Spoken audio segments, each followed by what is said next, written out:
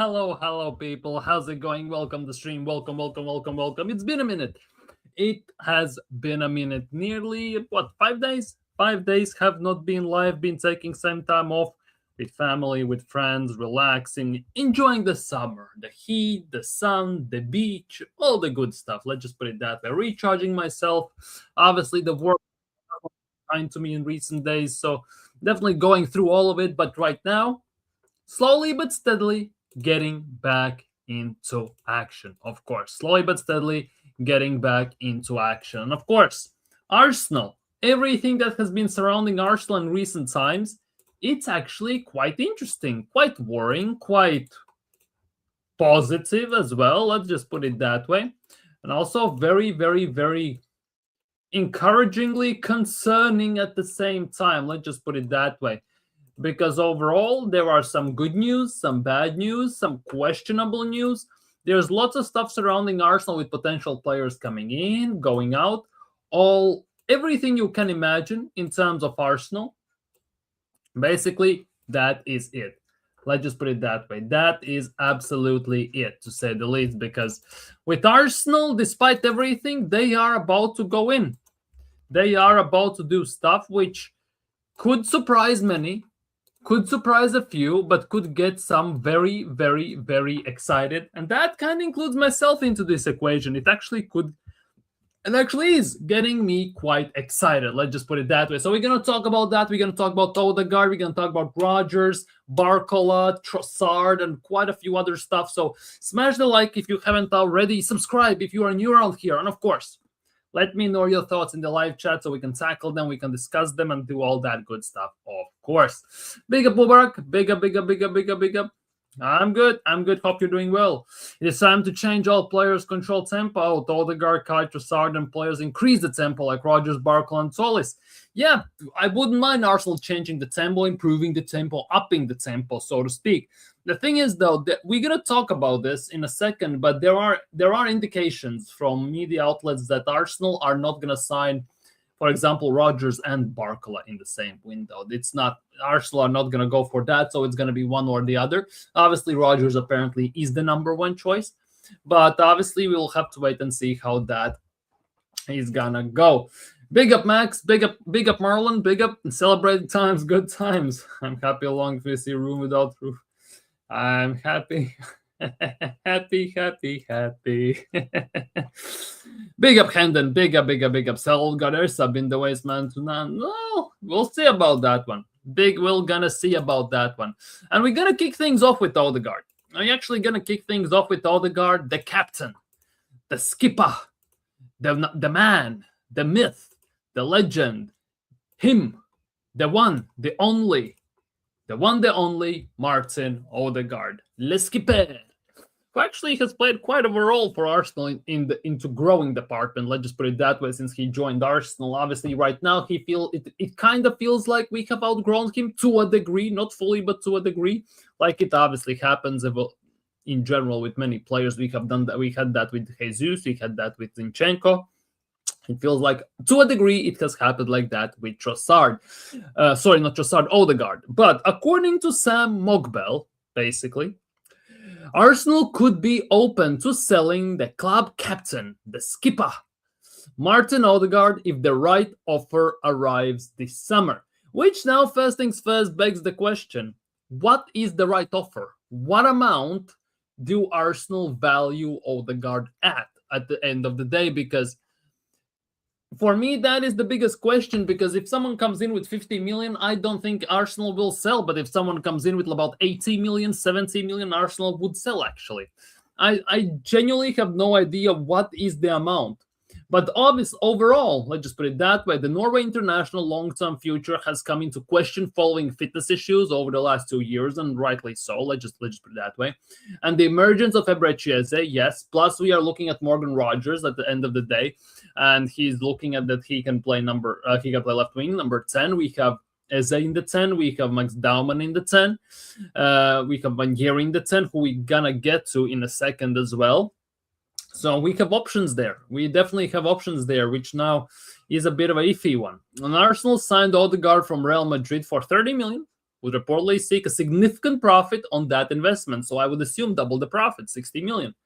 That would be my expectations. Bayern Munich and PSG have both been linked with the midfielder, which is very interesting. Vincent Kompany and Luis Enrique, two managers that are linked with him, are interested in Martin Ødegaard, which is quite unique in terms of everything. I'm not gonna lie, Odegaard was quite fantastic in the 22-23 season, right? When we played expansive attacking football and he was making everything tick and it was ricky ticky and it was going fantastically well. Odegaard was worse but still good in the next season, but after that it has been quite disastrous. The baby was born and, well, it felt like he has forgotten sometimes how to play football. He ducks out of challenges. He's half injured, half on the pitch, half injured. Does not play too much in recent times. He gets injured. We obviously signed Eberechi Eze. We have played Havertz in the 10 as well. And they have performed better actually as well. The thing is, though, with Odegaard, it's a weird one. Obviously, putting him as a rotational player at this stage makes no sense, because having a player who gets a core of a million in salary, putting him as a rotational player, it just feels very ludicrous. Let's just put it that way, in my opinion, because that would absolutely annihilate Arsenal's wage system and wage budget, so to speak. Now, also, people are saying play him in the 8. If that would be the case, we would have seen it already. Let's just put it that way. We have seen Odegaard in the 10 and Eze in the 8. But Odegaard in the 8 as well, for me, this does not click. Yes, he can run a lot, and that's all he does at the end of the day. Because he still ducks out of challenges. He feels too weak on the ball. He overholds the possession. In that number 8 spot, yes, you dictate the tempo. In that 10 spot, you also dictate the tempo, just in a different way, a tiny bit. Let's just put it that way. But in that 8 spot, it would be an absolute shambles if he dictated Arsenal's tempo, because it would be even slower than we are imagining it right now, in my opinion.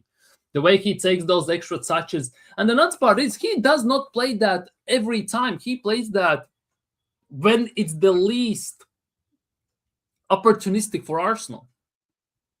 That's the nuts part. He plays slowly when Arsenal don't need that. And that is the biggest worry. Let's just put it that way. And we'll see how that's going to go. We're definitely going to see how that's going to go, how everything's going to develop. Obviously, the rumors about Odegaard getting sold are not the first time thing. We have heard that before. We heard that during the season. If you haven't, you have missed out. I'm not going to lie. And obviously, last summer, there were not many speculations, but there were some yellow page stories. And right now, it feels like it's getting a bit of a, let's just say, tracking speed in terms of Odegaard leaving. In my opinion, Odegaard should be sold. Like, that is my subjective opinion, that Odegaard, we have outgrown him as a team. He provides some good things to the team, I'm not going to lie. But if we look at the overall package that he must offer as a captain to the team, what he must put into the team on the pitch, it's just not it, is it? The most subbed off captain in the history of football as well, let's just put it that way. Passing is off. The scoop pass that still pisses me off to this day, let's just put it that way. And everything, like, in the last 2 years, there are more negatives than positives about Odegaard, in my opinion. But credit where credit is due. When the moment was on him, he gave the right pass to Trossard to make it 1-0 against West Ham. That probably won us the league as well. Credit where credit is due. He has his moments. You cannot deny that. Off the bench or at the starting 11, he has his moments. The issue is that the bad outweighs the good currently. And also, for me personally, now that I watch Arsenal play, players like Martinelli, players like Odegaard especially, those two at the top of the list, I compared them to the football we played in 22-23 season.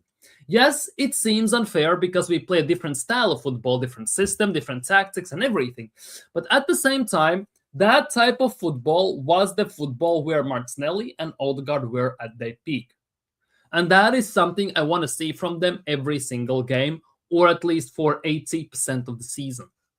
And we have not seen that even for 8% of the season from them in the last 2 years. So overall, I think Odegaard, I think his time slowly but steadily is done at Arsenal. With the potential future replacements we have, we can sign, and we are going to sign, and we already have at the club. I think for Arsenal, it's the best to move on. since we only signed him for £30 million, Arsenal actually will get some nice also profit, because let's be real, he's a Premier League winner right now. He contributed big into Arsenal's development, and his value has risen quite heavily since he has joined Arsenal and Mikel Arteta. So no matter how you look at it, Arsenal should be able to make some significant profits from Martin Ødegaard's sale, if it comes to that. Let's just put it that way. Big up Kuiper Protagonist, big up PW, big up here. Play him in the 8. I don't know. For me, it's just not it. Sell the Viking from Timu. Well, I can see that. I absolutely can see that. But there are some issues with this, because today I went on social media and I saw this, which is very, very concerning if you are an Arsenal fan. I'm just going to say it as it is. This is very, very, very concerning. Very concerning if you are an Arsenal fan. According to Sam Mogbel as well, according to AFC staff who reposted this, and it's from Lade Firm as well, the question was given to the BBC, Sammy Mogbel, about Ethan Vanieri. And he got asked, does he think that Ethan will be at Arsenal next season? And the answer is a bit worrying, to say the least, because he said, I don't think he will. There is a will from Arsenal to, at the very least, listen to offers for Ethan Vanieri. I think he will want regular football next season, and I'm not sure where he fits in. Obviously, for me as an Arsenal fan, I would absolutely love to keep Ethan Vanieri. Maybe loan him out for one more season, see what is what. Maybe put him in a different team where he can actually prove himself. I don't know, Fulham. Oh no, Fulham lost Marcus Silva. Maybe not Fulham. Maybe someone like Brighton, like, RB Leipzig. Maybe even Borussia Dortmund, something like that. But yeah, I think genuinely this could be the case that Vanieri's time could be done, and that is nothing on him, in my opinion. Nothing on him. It's just, it feels like it's very unfavorable circumstances when you talk about Ethan Vanieri. And to be honest, quite a few youngsters at Arsenal in general that are coming up, because there are specific positions in this team that are very, very hard to get in. Let's just put it that way. Especially if we talk about center backs, for example, right? If we talk about the number 8, if we talk about number 10, not right wing, by the way. There are lots of positions in Arsenal's team that are very hard to get in, especially when you are a youngster. Because if you look at other teams, they play their youngsters, they shine, they fly. Obviously, two prime world-class examples to a degree, is O'Reilly and, of course, Lamine Yamal. Obviously, I'm not comparing him to them, but overall, he didn't get so much game time. He re-signed a new deal. He wanted to get some game time. He didn't. He got loaned out in January to De Zerbi and Marseille. He played 3 games whilst De Zerbi was there. He scored a brilliant solo goal. It looked like it's going to look good. But then De Zerbi leaves. They get a new manager, completely different style, vision, system to De Zerbi. And Ethan Vanieri is instantly on the outs, which at the end of the day, Ethan Vanieri got done over. Very, very, very unlucky. And now that now begs the question, what do we do with Ethan Vanieri?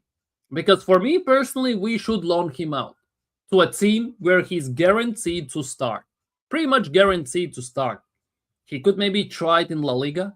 He can try it or maybe in Bournemouth and Brighton. It will be tougher to start, but he definitely will be up there. Maybe he can try Fulham, maybe RB Leipzig, Borussia Dortmund. There are quite Como. By the way, Como in Italy, there are quite a few teams where he could try and go and see what is what with a loan. Otherwise, I'm kind of have to agree with this. If Arsenal are not willing to wait to see what happens during the next season, if they loan him out, I don't think it's the best case scenario for Ethan Vanieri and his future at Arsenal overall, just to marinate him on the bench with hopes that he maybe gets 10 minutes per month or something like that. In my opinion, that would not be in best interest on him as a player, and even for me as an Arsenal fan, to be honest. So this now is a very big issue for me. Very big issue. I just wish we could have played him more. And I wish he could stay at Arsenal for next season and prove what is what. Because he's good enough. There are no questions about it. Yes, you can tell that he's a bit raw around the edges. There are some issues, obviously. But overall, most of the stuff that he has and he possesses, he's ready. Just like Max Daumann. Most of the stuff that he has at his disposal, the technique, the mindset, the drive, everything, he has it. There are things he obviously must work on, but overall he also has it. And again, it's just a shame that he is in a position where it's very hard to get into the team. Let's just say it as it is. Because if you want to get right wing, you're not getting in over Saka. In Noni Madueke, Arteta likes him, so he's not going to play over him as well. Number 10, there's Odegaard, for now at least. There's Eze as well. If we sign Morgan Rogers, for example, again, he can play 10, he can play left wing, so we have another number 10 that is going to play over him. And as I said, I personally don't want him to leave. I think he is just as good or even better as some of the players we have in our senior team, but football is a cruel sport. Absolutely cruel sport, and it's a very different circumstances for every single player. And with Ranieri looking at it, the talent is there. Everything is there. He just needs game time. And looking at Arsenal, and looking how Arteta has played him, how much he has played him over the last few years, I just don't think he's getting it. I absolutely don't believe he's getting it. Unfortunately. Big up, Godfrey. Big up, bless up. I'm good. I don't want Ranieri leaving, loan him out. Same. I don't want him to leave. I would say loan him out as well. Should never brought in Noni stealing his minutes. Well, it is what it is. We have to live with this right now. And that is the biggest and coldest, harshest truth in that regard. So we'll see. We'll see how that's going to develop and how that's going to go. Especially with the Odegaard situation developing and everything. We will have to wait and see. Big up, Mikel. Let's be real, Noni didn't steal his minutes. It's entirely up to the amount of depth which impacts his... Exactly. For me, that is also a big thing. I agree that we should not have bought Noni Madueke. With Ranieri and Daumann in the team, we should have been set up, right? At the same time, yes, we have bought Noni. Now that we look at this, keep Ranieri, as Max Daumann, to be honest, play in a position that is kind of locked in for a specific player, for the star player of the team, so-called, Bukayo Saka, right? Number 10, it's Eze Odegaard. If we sign Rogers, it could be also Rogers into that equation, depending on if we play him left wing or number 10. It's very hard for a certain player. For example, getting in center back position at Arsenal is also impossible. Looking right now at center back position, Saliba Gabriel, then you have Hinkapie, you have Mosquera. It's almost impossible to even get a sniff of a game for Arsenal at center back positions. Then you look at number 8 or number 6, depending where you play Rice. Skelly has managed to do a good job there, seizing his opportunity and breaking out again. But overall, yeah, Arsenal are in this position where we have players, multiple for every single position, and every single position is more or less covered. Unfortunately, unless the player shows something uniquely spectacular, Arteta has no reason to pick somebody over somebody to a specific degree for any other reason. He's going to stick to what he knows.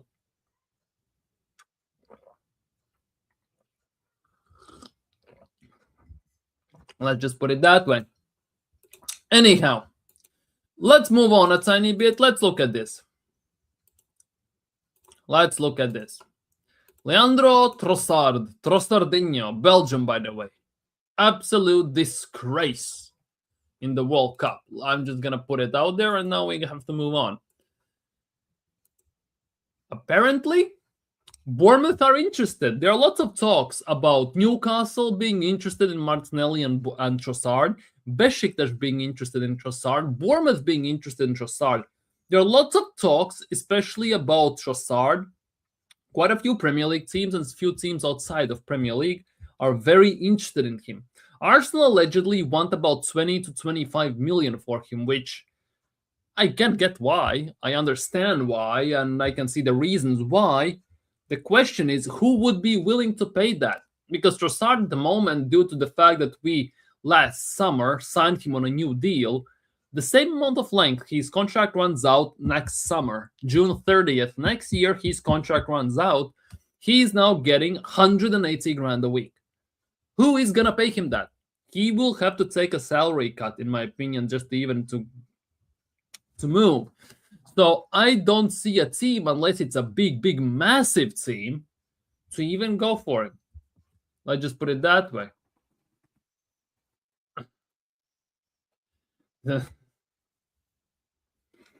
I agree that it's time to move on. It just depends who we bring in. And obviously, since we are talking about players who we can bring in for Trossardinho, here it is. First things first, Arsenal are set to open formal talks with Aston Villa in the coming weeks over potential move for Morgan Rogers. That's according to Hand of Arsenal, by the way. Quite reliable, I'm not gonna lie. The Premier League champions are keen to strike a deal, but only if an agreement can be reached at a valuation they consider reasonable. If you ask me, reasonable value for Morgan Rogers between 70 and 80 million. Maybe 5 million in add-ons, give or take. Let's just put it that way. So let's just say 70 to 85 million. In that region, including add-ons, I'm happy to sign Morgan Rogers for. The transfer fee is expected to be the key hurdle in negotiations. Well, that, to be honest, is the key hurdle in every negotiation. I'm not gonna lie. Personal terms are unlikely to pose any problems. Well, that's not a shock as well. With Rogers understood to be open to the switch should the two clubs come to an agreement. And that kind of coincides with everything that we have read over the last week or so. That Rogers is open to Arsenal move. Arsenal are willing to get Rogers and everything. So we'll see.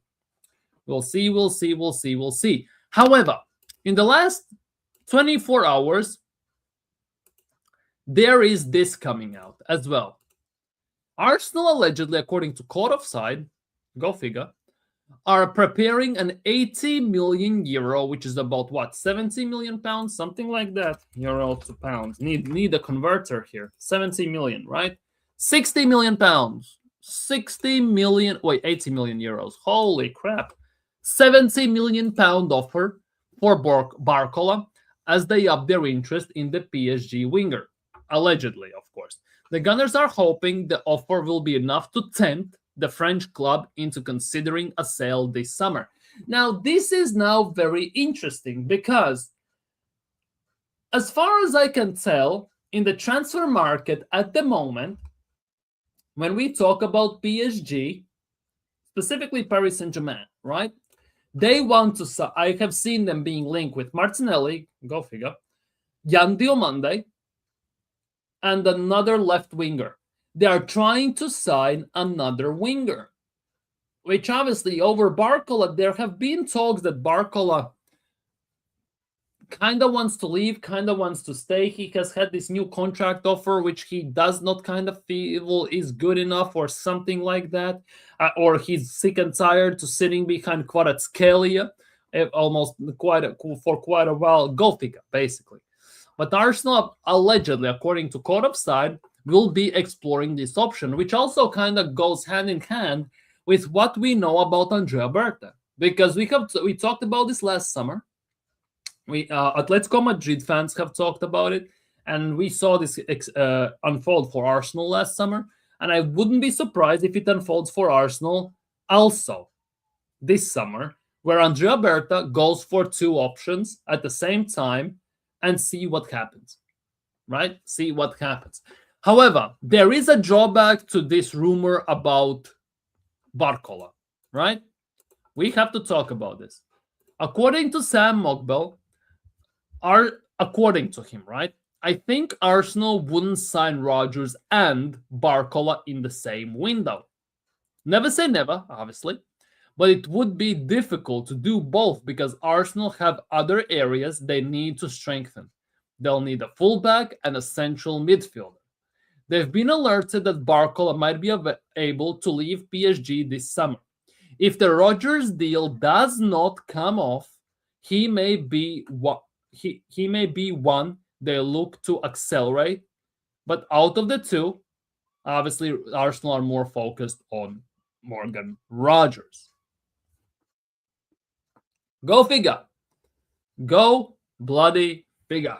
Let's just put it that way. Bigger cover up. Bigger. Guys, we cancel Odegaard. It's not about it's about what the club does. Sell Trossard, Martinelli, then bring in Rodgers and Barcola so they'll keep performing. If they want to start over each other, yeah, I would be okay that. I would be okay that. We won the Prem because of our captain. He was injured quite a few times, and he gave one good assist for Trossard to score against West Ham. That's about it. He has his moments. I'll give him that. He has some good moments, right? But overall, I don't think the level has changed. The level has risen for Arsenal, and I think Odegaard is starting to surplus the requirements. Rashford is way better than Gordon. Yeah, Rashford is better than Gordon. I fully agree. Rashford scored in 10 to 15 minutes. I don't know exactly, but Gordon didn't score for 60. Yep. So that means Martinelli stays.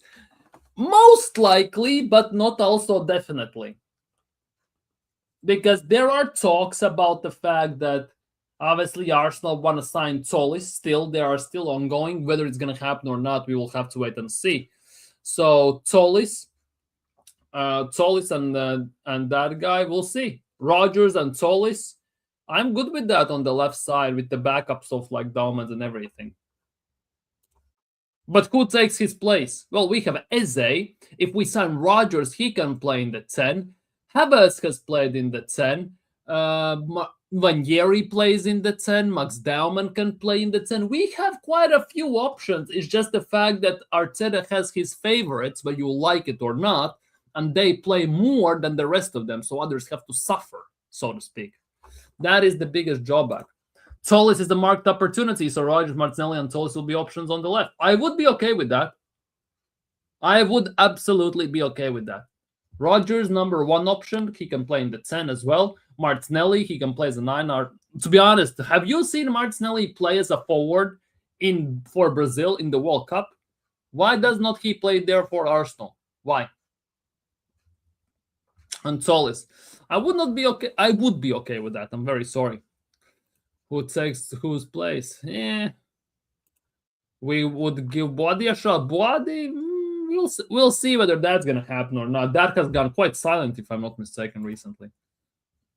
Oh, we need a fullback, definitely. Arteta to beat them. You fucking hell, Marlon. Relax more. Relax more. But yeah, overall, it is what looking at this.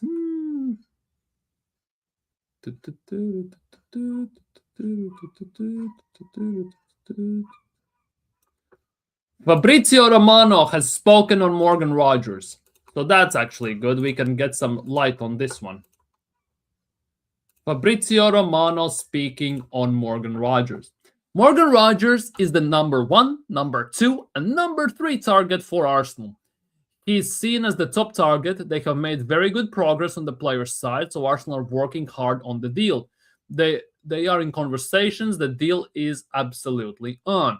Then there is still the club-to-club side. It's going to take some time before we know how the negotiations will progress, how much Arsenal will offer, how much Aston Villa will want, and all this stuff. It's still at early stages between the clubs, which is quite positive. I'm not gonna lie. It's a quite positive result in terms of what we have heard in general about all of this. It's very positive. I'm gonna be honest with you. I really hope Arsenal actually sign Morgan Rodgers, because that, I think, would be the perfect scenario. I think for Arsenal, Not signing Morgan Rogers would be a wasted opportunity. Not signing Tollis would be a wasted opportunity. We have wasted quite a few opportunities in all of the markets, in summer, in winter markets. I just hope we don't do it again. Let's just put it that way. The market is gonna be crazy. Almost scored with Kaitsi. His shot was off the crossbar. Yeah, Martinelli is actually very good. Would be quite fantastic. Personally, I don't want White to go. I've loved his more than my and his comedic vibes brings our team. Sometimes, yeah, but availability is a big factor into this. And with Ben White, unfortunately, he's been absolutely shattered. Unfortunately. Rogers for 80s. For me as well, if I look at Morgan Rogers' value personally, it's between 70 to 85 million. In an ideal scenario, it's about 75 million and 10 million in add-ons, give or take. So for me, it's between 70 and 85 million. In that range, Morgan Rogers in perfect value. Let's just put it that way. In that range, Morgan Rogers in the perfect value, in my opinion. Might be a bit off, might be good, who knows? But for me, that just seems quite properly good. Now the issue is, how much does Aston Villa want? Because Aston Villa is the big one. How much Aston Villa will want?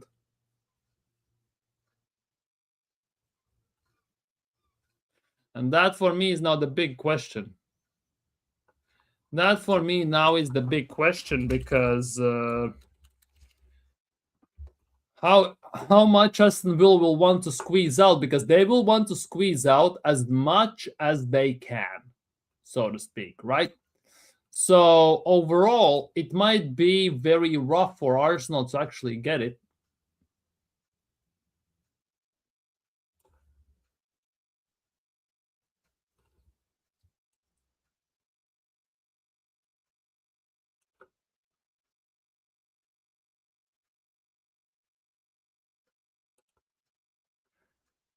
Oh my bloody hell. The things I'm seeing right now, I'm not gonna lie, you will just fall off your chair, by the way, or bed or whatever. We need to send that bid to Rogers ASAP. The game at Villa Park is gonna be it's gonna be nuts. Yeah, I think so too. In my opinion, that should be a fair price. Definitely. Barcola isn't that good, actually. To be honest, most wingers we could sign in the market right now are upgrades on what we have in the left wing right now. The issue is they are not good enough if we look at it as a outside looking in type of thing. When we look at the overall picture, they are not good enough. There are issues. I'll just put it that way. How much would he take off our wages, Roger? Depends. Genuinely depends.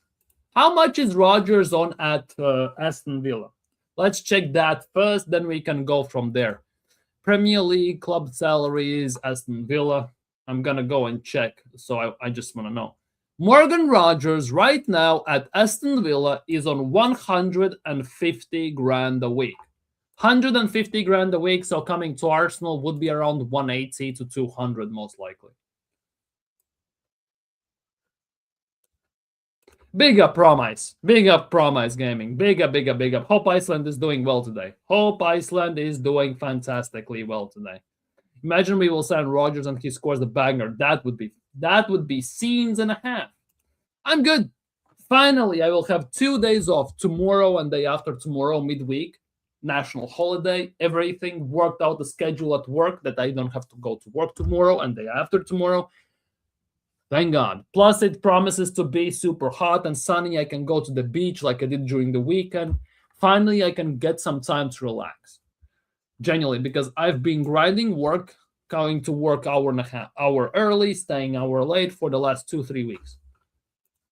I'm sure Rogers will probably be on yeah, I think so. He's on 150 right now. Odegaard out, Rogers on. Odegaard out, Rogers in. I'll take that. I would take that as well in a heartbeat. I'm not gonna lie.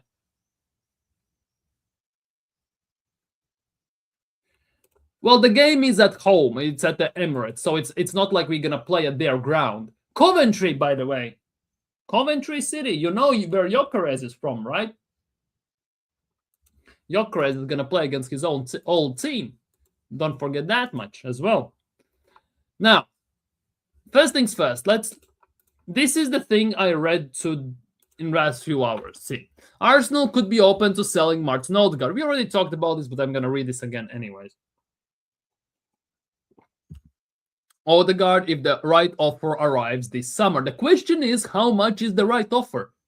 Because if it's about 70 to 90 million, by all means necessary. Cheerio. Cheerio, Madafa.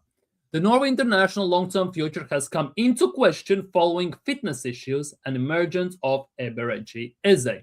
Arsenal signed Odegaard from Real Madrid for 30 million, would be reportedly significant profit on that investment, obviously. For me, the biggest thing that makes this quote very, very suspicious is this. Bayern Munich and Paris Saint-Germain have both been linked with the player. In which universe? In which goddamn universe Vincent Kompany or Luis Enrique would want Martin Ødegaard at their team when Kompany has Musiala, for example, for the 10, and Paris Saint-Germain, well, they have, well, pretty much every single player is better than Odegaard in their team, and he doesn't fit the style as well. I don't see it happening at all. I'm not gonna lie. I don't see it happening at all. So, anyways, let's move on to this, which is quite an interesting topic right now. Kai Havertz. Kai Havertz, man. Lots of talks about Kai Havertz before the World Cup, during the season, at the World Cup. What could happen with Havertz, Havertz's future. Obviously, during last summer, yes, 1 year ago exactly, there were rumors that there will be a team from Germany that might come in for Havertz to sign him up this summer, right? It was a year ago.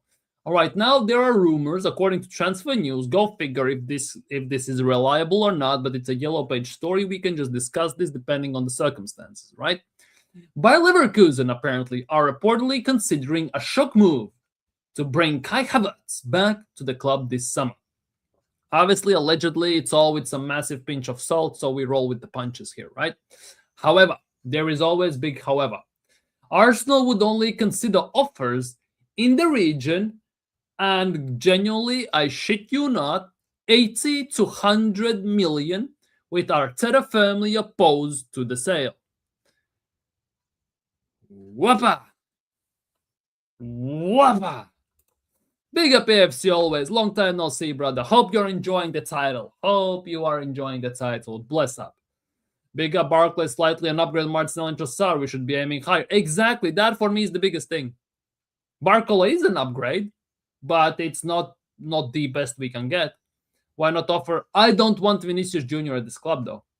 Like, if Arsenal sign him, I will back Vinicius. I will back the club. I will back him. But my personal opinion, I don't want Vinicius Jr. at this club. Let's just put it that way. That's just my personal preference, and I don't think Vinicius Jr. would be the right fit, style-wise especially. And don't mean footballing style. I mean the way he presents himself on the pitch and outside the pitch. He is a bit of a prima donna, quite heavily, and Mikel Arteta is not going to tolerate that shit whatsoever.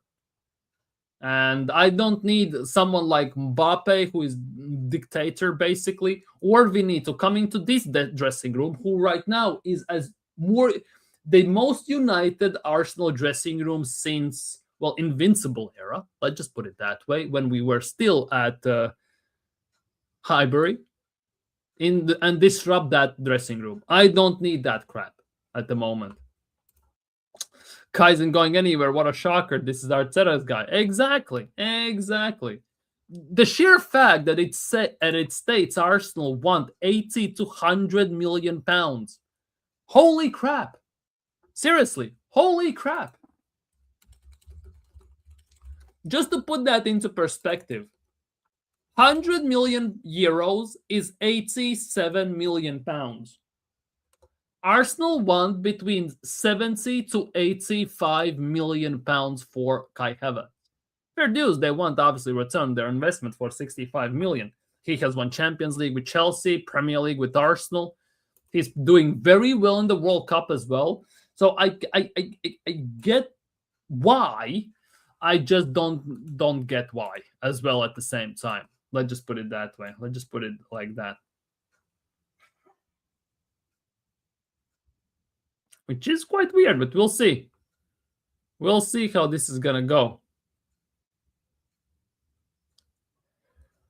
Now, let me check this. I'm just checking transfers and everything, to be honest. I'm just going through all of this. Where is it? I'm trying to find some rumors.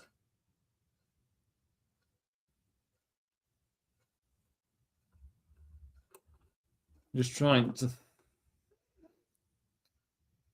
That's just rage bait. What do you think, by the way, people? Do you think we're going to sell Odegaard? Do you think it is actually a possibility?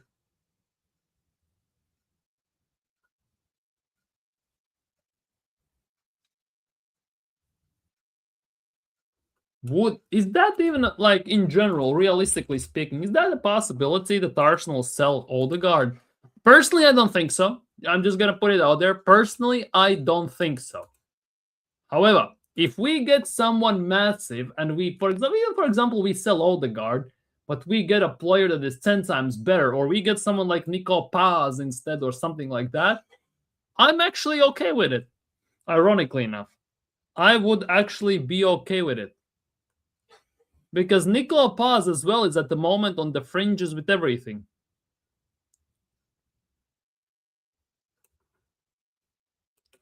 Now,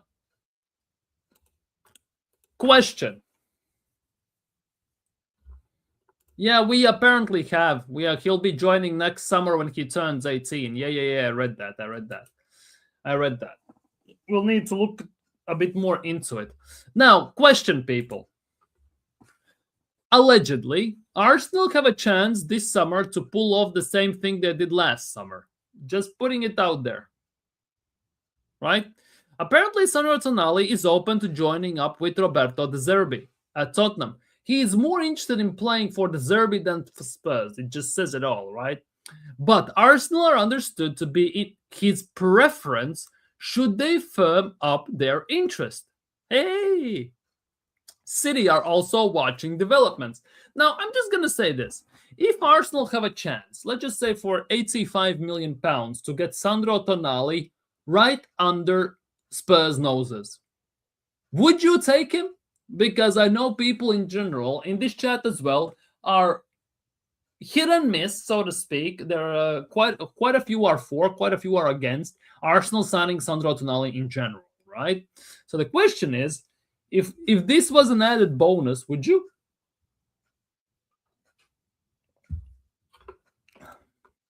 I don't see Odegaard leaving, but they wouldn't be against him leaving. Same. I can believe Tonali wants the Arsenal move first. I'd take him.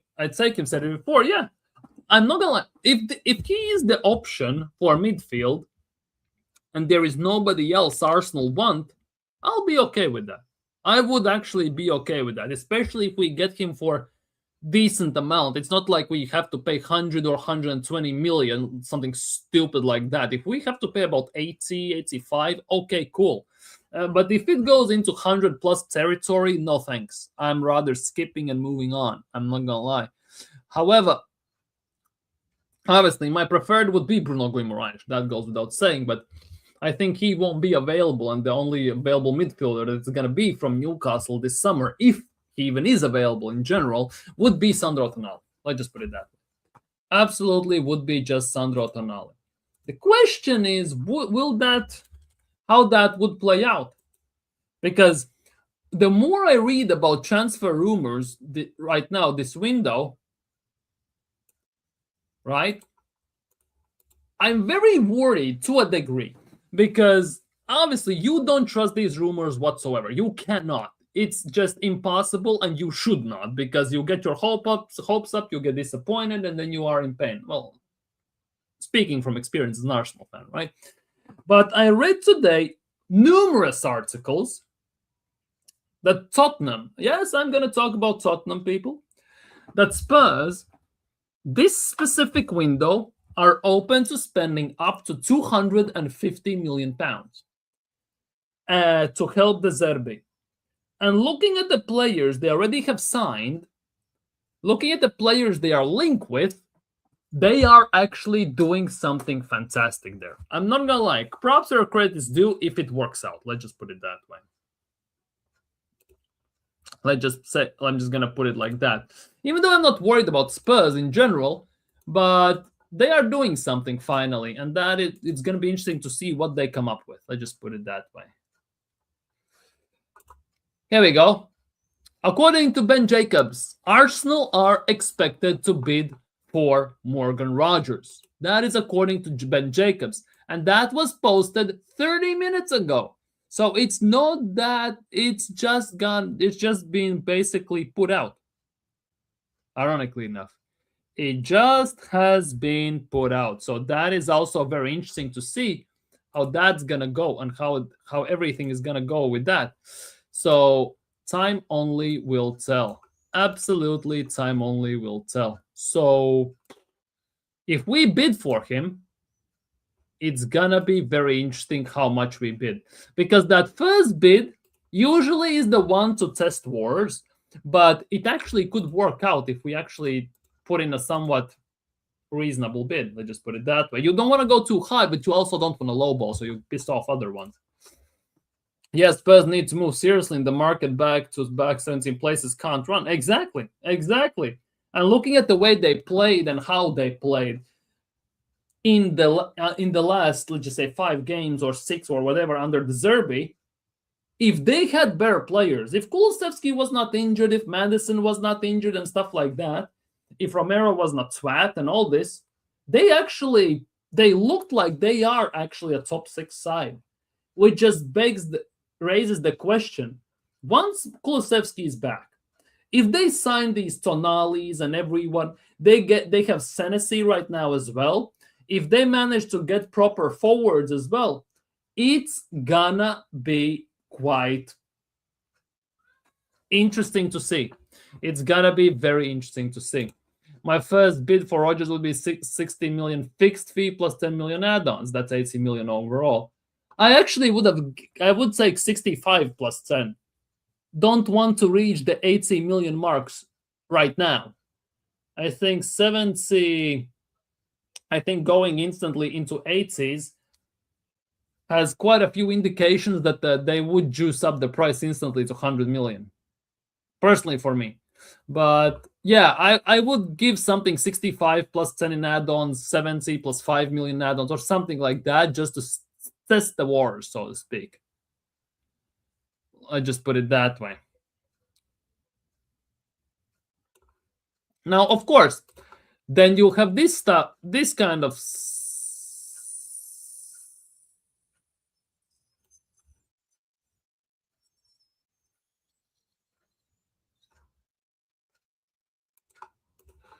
now then you have this stuff you have to look at. And this is the reason why you cannot do and trust these things. Because, Nakijuna, this is going to be the case. Aston Villa owner, Nassef Saviris, I just assume I said that correctly, is determined to ignore all interest in Morgan Rogers unless, and this is the big one, unless he receives offers well above 100 million. Now, this is getting to a point what Laurinaitis did at Napoli when he was asking 150 for Osimhen, 150 for Kvaratskhelia at the time, and in the end they were left for pretty much half the price, or nothing, so to speak. So this is getting to that point. And the biggest reason why is this. Villa owner is looking at the fee of Yan Diomande, one season wonder so far, although in World Cup he's been, average. I'm not gonna lie. He has looked great, but also quite average. And the around 120 million that Man City might pay for Elliot Anderson, and sees no reason why he should offer a discount on Morgan Rogers. And to be honest, rightly so. I'm not gonna lie, fair plays as the owner of Aston Villa. Why? Because Aston Villa, after that, they will have a massive hole, and they will have to invest properly to get a replacement. Let's just put it that way. And now looking at the money that somebody wants 100 million for Diomande, somebody wants 100 for Krupi, 100 million for Anderson and all this stuff. Not gonna lie, 105 million for Declan Rice seems cheap. I'm not gonna lie. Seems a bit cheap. And I'm not over exaggerating. I'm not trying to take the piss out of what's its face, West Ham fans and everything. 105 million for Declan Rice seems actually quite okay. Seems quite okay. Let's just put it that way. Big up, Quaja. Bless up. Hope you're doing well, brother. Hope you're doing well. Bless up, bless up, bless up. Smash the likes and subscribe, people, if you have not already. Big up, everyone. Big up, Kierton. Big up. Martinelli plus 40 million is a good deal for us. Not happening. Not happening. Not happening. Aston Villa are no fools. Let's just put it that way. Although he would cook under Emery. I'm not going to lie. Tonali next to Rice, game changer, but we don't need to spend over 100 million where, for me, that left wing is the main issue. Exactly. However, if AFC always, right? If you got told right now, we signed Tonali and Morgan Rogers, you would be okay with that? Let's just say we signed Morgan Rogers for the left wing and we signed Tonali, which means our 4 midfield options would be Rice, Zubimendi, Skelly, and Tonali. That actually sounds quite fantastic, I'm not gonna lie. The thing is, when these news outlets have talked about Arsenal signing a midfielder and talking about Arteta wanting to rotate the midfielders, 4 of them next season, they have mentioned Zubimendi, Rice, and Miles Lewis Skelly. Those 3. And the 4th one, right, is the one that we gonna sign this summer, apparently. For me, the biggest question is, where does that leave Mikel Merino? Because he is not included in this midfield conversation. Does Arteta see him as a forward option on occasion and rotational occasional player for Arsenal? Right? Or Merino is gonna get sold. I just cannot figure this one out to save my life. It might be neither, to be honest, so we'll have to wait and see. Big up, Andy. You're not getting Rodgers for less than 100 million. He has 5 years left on his contract. Yeah, and that is the thing. Unless Arsenal, let's just say, pay somewhat 75 plus 10 in add-ons, some proper add-ons or something, there could be somewhat reasonable offer. But looking at his contract, looking at his long-term future and everything he has at Villa, yeah, it looks like it's gonna take around 100 million to get him out of the club. Plus, looking at that, for example, Jan Diomande going for 100 million, who has had 1 good season in Bundesliga, whilst Morgan Rogers has been carrying Aston Villa in Premier League and everything, and winning Europa League and all this stuff. It you kind of can understand why they would ask as well 100-something million.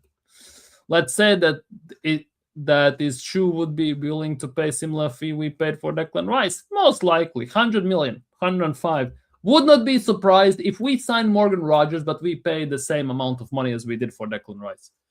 If Arsenal want to get, but then again, if we do that, it raises the next question: 105 million for, well, what's his face? For Morgan Rogers. You don't think that for that amount of money we cannot get Kvaratskhelia or somebody like that? To be honest with me, maybe most likely could not, because Kvaratskhelia most likely would cost about 140, 150 million in this market specifically. I'm not talking about in general, right? So it would be a bit different, wouldn't it? It would be a bit different. Let's just put it that way. Let me check something. What am I? Diomande. Okay, yes. Let's see.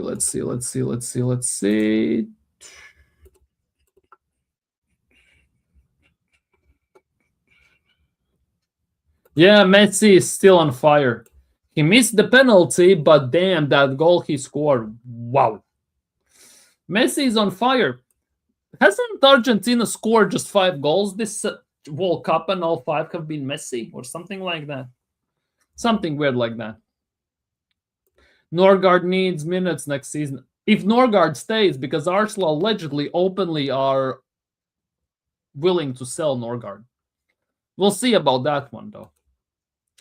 I would bring in Tonali or Wharton as well for midfield, and Binzumendi and Odegaard. I can see that. I can see that. Yeah.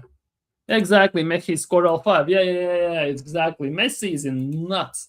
He was injured before the World Cup, and now all of a sudden, he has risen like Jesus, basically. It's actually kind of wild. No disrespect to anyone here, man. But yeah, since you mentioned selling Odegaard, AFC always, right? Do you think any of these 2 clubs would take Odegaard? Serious question. Do you think any of these 2 clubs would take Odegaard willingly? Vincent Kompany and Luis Enrique. Any of those 2 would take him?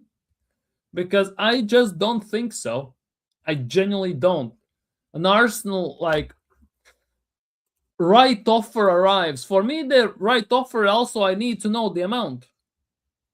I need to know the amount. What is the right offer for Arsenal? Because if Arsenal are something stupid like 100 million, to be honest, based on today's market, would not be surprised.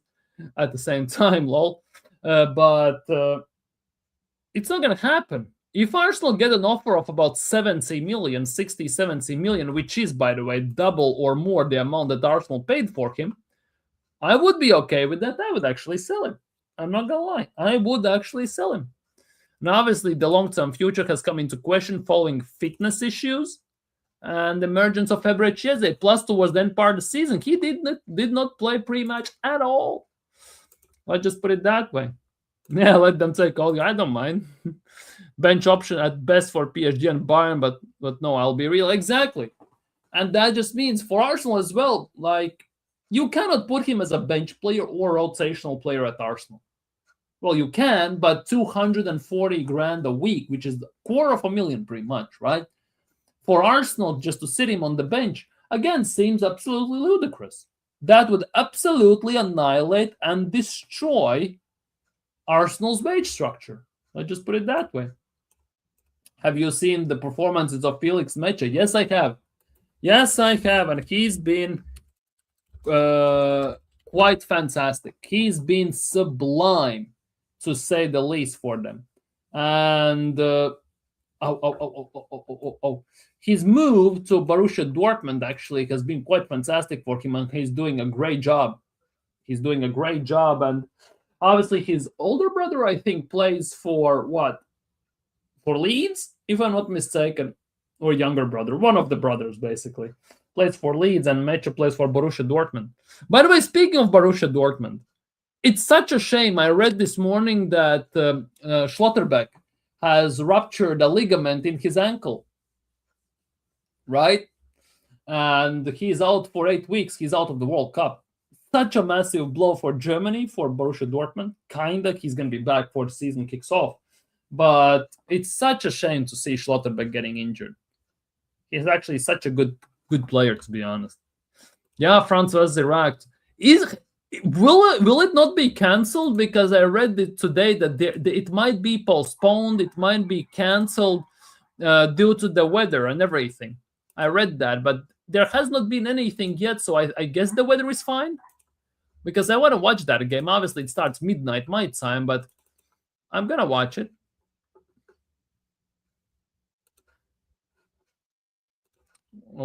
He wants to leave Dortmund. Interesting. Would be an interesting option. Yeah, he was having a good tournament. He actually was he's one of the best defenders, to be honest, Germany has to offer as well. And he didn't even play center back. He played left back partial as well for Germany. So it's a massive blow for Germany, especially looking at the left back problems in general, because their main left back is injured. I forgot his name, to be honest. Nathaniel Brown, not available. Because I think he was injured a tiny bit. Rome is obviously not it, and Schlotterbeck was slotting in, and unfortunately he ruptured the ligament. First, people are in the stadium, so it's on honest thing stands. I see. So I'm not gonna miss it. It starts in an hour, well, 54 minutes. I'm gonna watch it definitely. I'm gonna watch it 100%. I'm really, really gonna watch it. So we'll see how that's gonna go. But yeah, overall, we'll see. We'll see. We'll see.